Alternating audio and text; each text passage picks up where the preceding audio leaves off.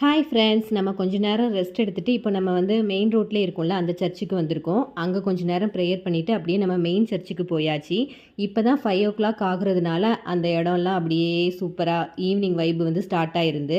சைடில் இருந்து ஆப்பம் புட்டு அந்த மாதிரி பிரேக்ஃபாஸ்ட்டு டின்னர்லாம் போடுவாங்கள்ல, அவங்களாம் அவங்க கடையை வந்து ஸ்டார்ட் பண்ண ஆரம்பிச்சிட்டாங்க.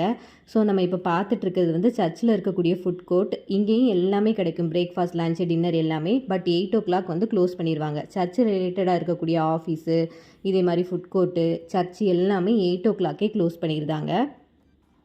ஆனால் வெளியில் இருக்க கடைகள் ஹோட்டல்ஸ் எல்லாமே ஓப்பனிங்கில் தான் இருக்குது. ஸோ நீங்கள் சாப்பிட்றதுக்கு எந்த ப்ராப்ளமே கிடையாது. இப்போ வந்து நம்ம வந்து கேண்டிலும் உருவம் இருக்குல்ல, அதுவும் வாங்கி நம்ம காணிக்கையாக போட போகிறோம். அந்த உருவம் வந்து நாங்கள் வாங்கினது 50 ரூபா, 10 ருபீஸ்க்குமே கிடைக்குது. 2 பாய் 2 கேர்ள்னு நாங்கள் வாங்கிக்கிட்டோம், காணிக்கையாக போட்டுட்டோம்.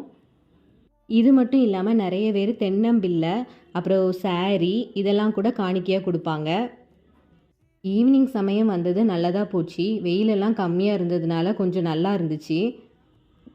இல்லைனா இந்த சம்மர் சீசனுக்கு நம்மளாலலாம் மதிய நேரத்துலலாம் தாக்கு பிடிக்க முடியாது.